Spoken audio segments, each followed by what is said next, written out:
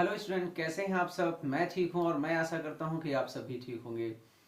जैसा कि आप जानते हैं कि इस समय हम टेंस के बारे में पढ़ रहे हैं और इसके पहले के दो वीडियो हम पढ़ चुके हैं जो कि डिस्क्रिप्शन में दिया रहेगा। आज हम बात करेंगे प्रेजेंट परफेक्ट कंटीन्यूअस टेंस के बारे में। किसके बारे में बात करेंगे? प्रेजेंट परफेक्ट कंटीन्यूअस टेंस के बारे में। जैसे हम शॉर्ट ट्रिक में पढ़ रहे थे हम उसी तरह पढ़ेंगे। अब इस चीज को आप यहाँ पर देखेंगे।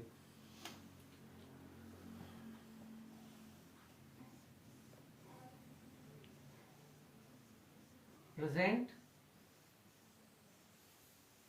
परफेक्ट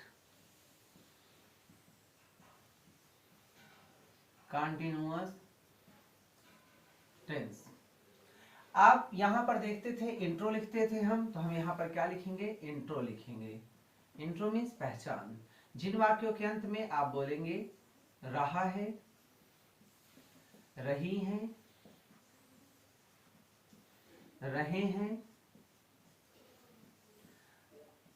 तथा, ये प्लस नहीं बोलेंगे इसको, आप इसको बोलेंगे तथा समय भी दिया रहता है। समय मतलब चाहे आप टी लिख दीजिए, टाइम लिख दीजिए, बात एक ही होगा।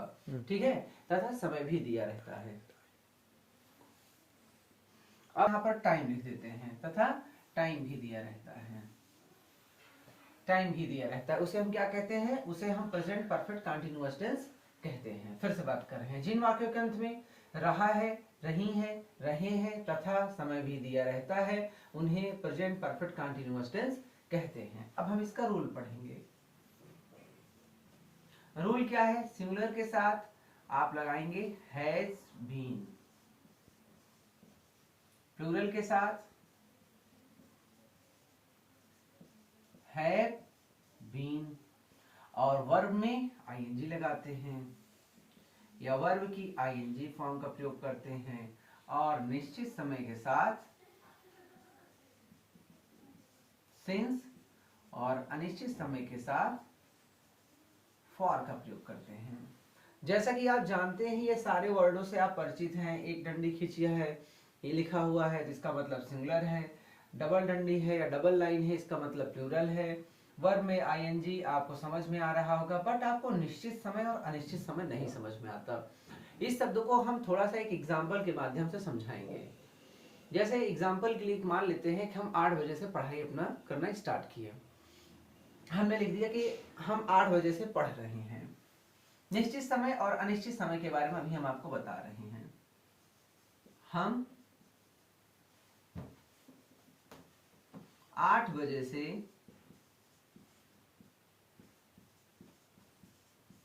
पढ़ रहे हैं। अब जैसे मान लीजिए यहां पर ये शब्द लिखा है हम 8 बजे से पढ़ रहे हैं। अब कोई आदमी 9 बजे आएगा तो तुरंत कैलकुलेशन कर लेगा कि पढ़ते हुए 1 घंटे हो गए। ये 8 बजे को हम बता रहे हैं, पहले निश्चित समय और अनिश्चित समय बता रहे हैं। जैसे ही कोई आदमी 10 बजे आएगा तुरंत कैलकुलेशन कर लेगा कि 2 घंटे हो गए पढ़ते वक्त। इसका मतलब टाइम देखो अपने आप बढ़ रहा है ना। कोई 11 बजे आएगा तो क्या बोलेगा? 3 घंटे हो गए पढ़ते वक्त। अब जैसे हम ऐसे पढ़ रहे हैं, हम ब्लैक बोर्ड पे इसको लिख कर बैठे हैं। कोई आदमी आएगा बाहर से, वो जैसे ही देखेगा 8 बजे से पढ़ रहे हैं वो तुरंत समझ जाएगा कि 3 घंटे हो गए। 12 बजे आएगा तो 4 घंटे हो गए। तो आपने एक चीज नोटिस किया कि टाइम लगातार इस पर क्या हो रहा है? बढ़ रहा है। अब यही शब्द को हम यहां पर लिख रहे हैं। हम 2 घंटे से पढ़ रहे हैं। 2 घंटे से पढ़ रहे हैं। अब आप यहां लिखे हैं 2 घंटे, देखिएगा निश्चित समय अनिश्चित समय पे। अब हम यहाँ पर हम बोर्ड पर लिख दिए और हम यहाँ पर पढ़ रहे हैं। अब कोई थर्ड पर्सन आएगा, वो देखेगा हम 2 घंटे से पढ़ रहे हैं। हमें पढ़ते हुए चाहे 2 दिन हो जाए तो वो कहेगा हम 2 घंटे से पढ़ रहे हैं। हमसे पूछेगा कितने घंटे से पढ़ रहे हो, हम कहेंगे ब्लैक बोर्ड पे देखो, वो कहेगा 2 घंटे से पढ़ रहे हैं। तो क्या बताइए, ये टाइम आपको सर्टेन टाइम लगा, निश्चित समय लगा, या सही समय बता रहा है? नहीं बता रहा है ना। तो ऐसा समय जो इस टाइप का दिया रहेगा वो निश्चित समय होगा, और ऐसा समय जो इस तरह का दिया रहेगा वो अनिश्चित समय होगा। इसीलिए इसे इंग्लिश में हम कहते हैं certain on uncertain time. Certain time का मतलब इससे निश्चित जानकारी मिल रही है, तो ये पता चल रहा है कि हम कितने बजे से पढ़ रहे हैं। और अनिश्चित समय हमें पता चल गया कि अभी हमें पता ही नहीं चलता, अनसर्टेन टाइम है, कोई फिक्स नहीं है। अब हमें लगता है निश्चित समय और अनिश्चित समय आप समझ गए होंगे। अब हम इसको इरेज कर रहे हैं और यहाँ पर एक एग्जाम्पल के माध्यम से इसको समझेंगे। जैसे हमने एक एग्जाम्पल लिया, किसी का इस बार हम नाम लेंगे,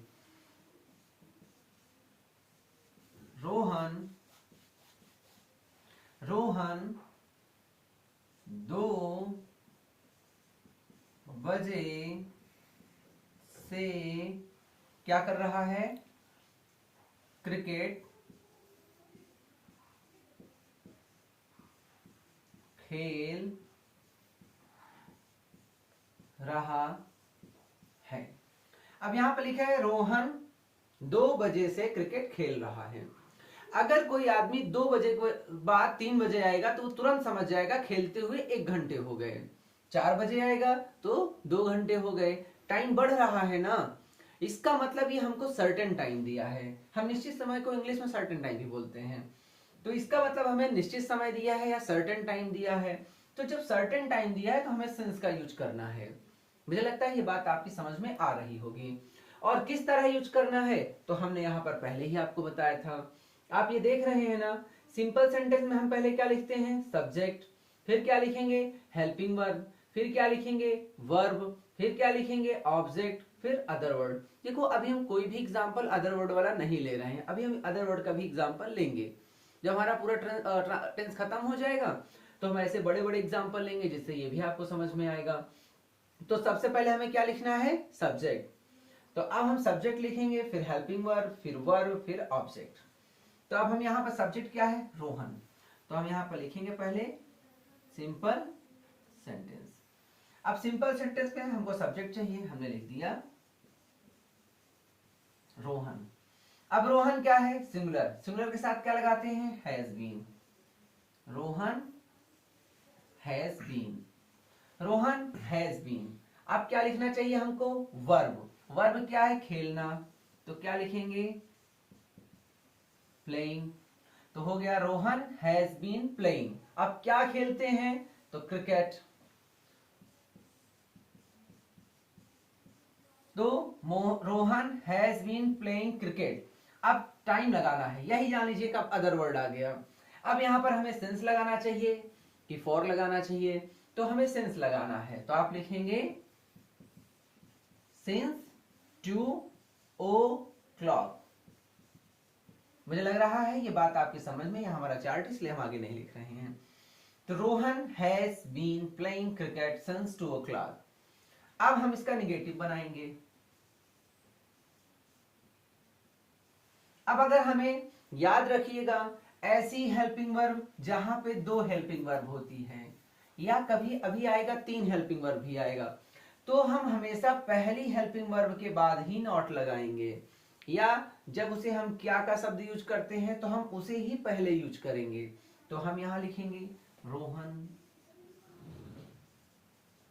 has not been playing cricket since 2 o'clock।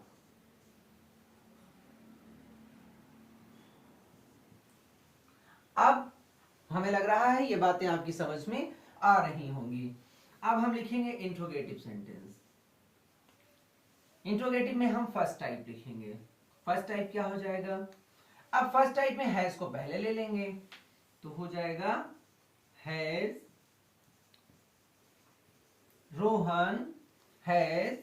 Rohan been playing cricket फिर सिंस 2 o'clock। अब अगर हमें इसका सेकेंड टाइप बनाना है तो वेरी इजी, मतलब रोहन 2 बजे से क्रिकेट क्यों खेल रहा है, या रोहन 2 बजे से क्रिकेट क्यों खेल रहा है। तो आपको क्यों मतलब पहले इंट्रोगेटिव वर्ड लिखना चाहिए।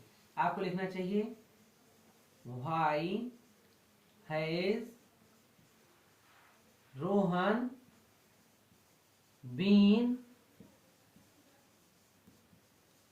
playing cricket since 2 o'clock। अगर ये शब्द ऐसे लिखा होता, रोहन 2 बजे से क्रिकेट क्यों नहीं खेल रहा है, मतलब ये इंट्रोगेटिव भी होता, निगेटिव भी होता। तो इस चीज को हम इस तरह लिखते हैं, व्हाई हैज रोहन, यहीं पे नॉट लगा देंगे, थोड़ा सा ये सीखने लायक है। नॉट बीन प्लेइंग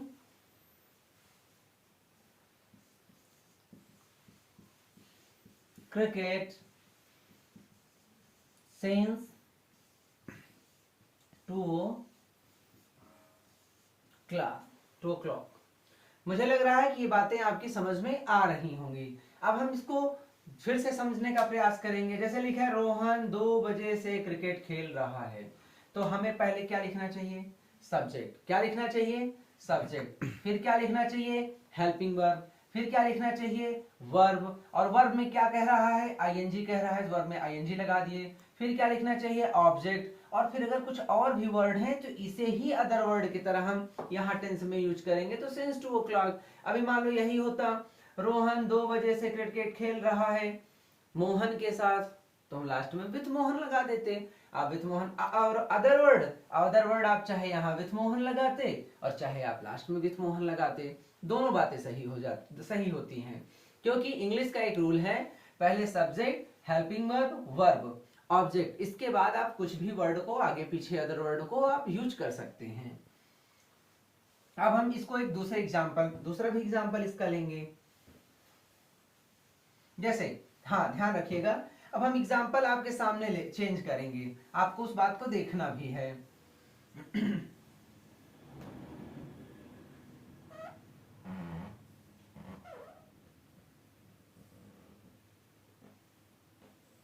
जैसे मान लेते हैं किसी का नाम यहां पर हम हटा दिए, हमने केवल कर दिया हम,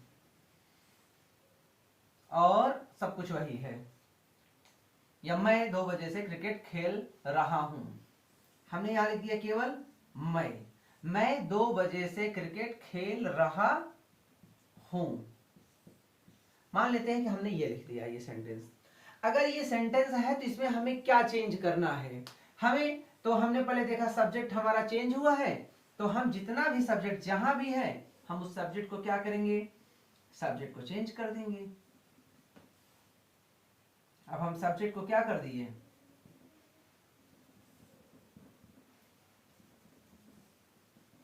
हमने सब्जेक्ट जगह पर क्या लगा दिया, आई।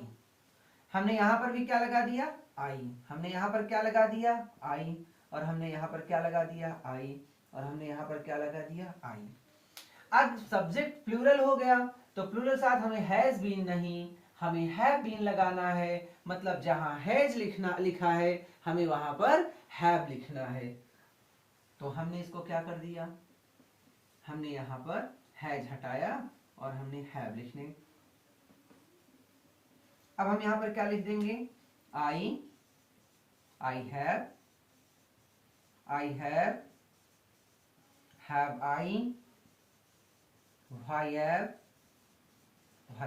और आप देखेंगे कि आपका ट्रांसलेशन पूरा, मैं 2 बजे से क्रिकेट खेल रहा हूं, हो गया है। मुझे लगता है कि अगर हम इस तरह पढ़ेंगे और इस तरह कई एग्जाम्पल को सॉल्व करेंगे तो हमें कोई प्रॉब्लम नहीं होगी। अब हम अगर यहीं पे लिखा होता 2 घंटे से, तो यहां पर हम लिख देते फॉर 2 hours। तो मुझे लग रहा है कि ये सारी बातें आपकी समझ में आ रही होंगी। अब हम प्रेजेंट कंटिन्यूअस पास्ट इंडेफिनिट का लेंगे, क्योंकि अब हम प्रेजेंट परफेक्ट कंटिन्यूअस का एग्जांपल ले चुके हैं, तो अब हम लेंगे पास्ट इंडेफिनिट का लेंगे। बात समझ में आ रही होगी।